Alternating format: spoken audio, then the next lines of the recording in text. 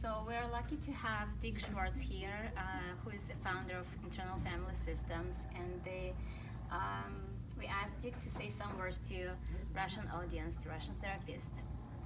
Hi, Dick. Hi, Marina. And first, I want to say I'm really gratified with the interest there is in Russia, in IFS, and also grateful to you and the group that's bringing it to Russia. So. Yeah, it's been very exciting, really, and we really see how the interest is growing there, and the people get more and more involved and fascinated, actually, with the model and with the results. And That's it's great really to hear. exciting. Great.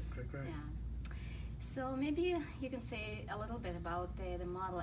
Why actually IFS? What's so unique about IFS?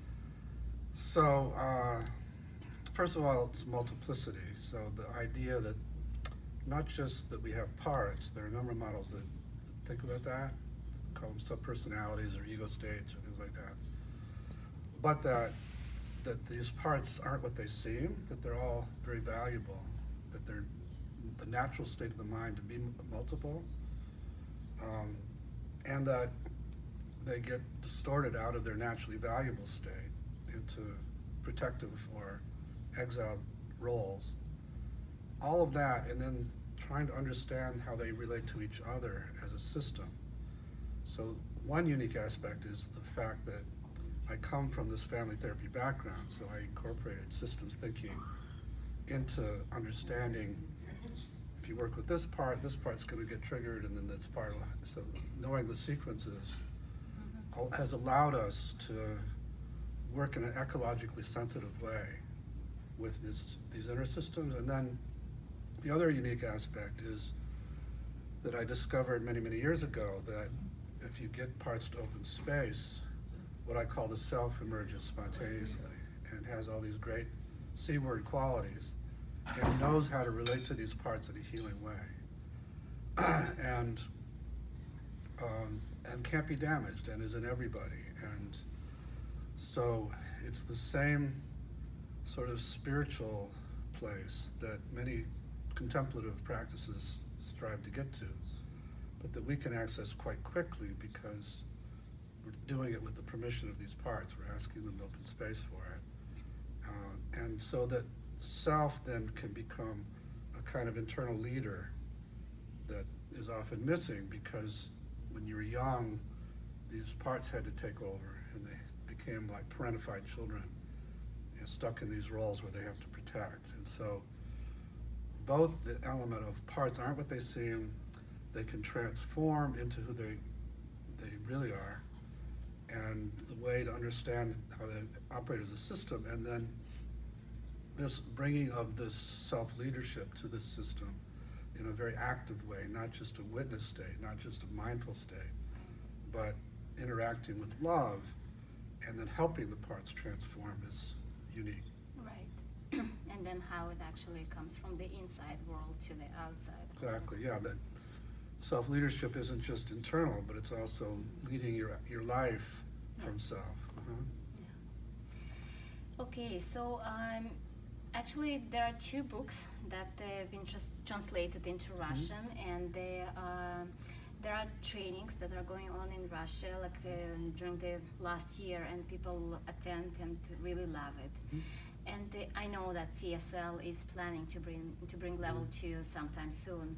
So what would you say about it? Why actually should people to go to level 1 training and not only to workshops? Well,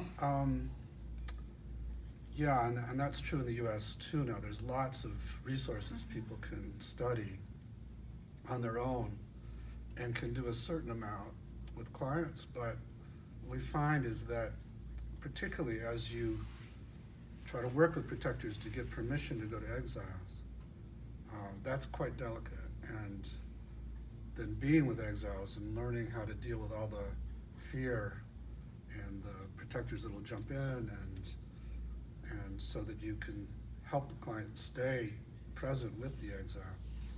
That's all takes some practice and supervised practice and some teaching. And so a lot of people can do a certain amount with protective parts just from reading.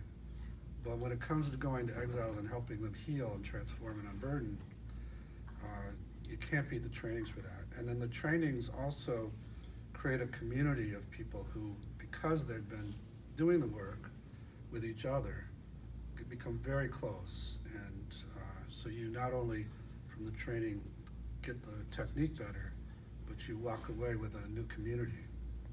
Yeah, and that really deep connections that Deep are connections, created. yeah. Maybe one more question about, from what I know about Russian community of psychologists, two modalities especially are very popular there, and they're EMDR and the EFT of Susan Johnson. What would you say? What the difference between them and IFS, and how maybe people can combine those modalities and work? Yeah, I think both are complementary to IFS. And EMDR can get you to exiles. This will take you sometimes very quickly to these places that need to be healed.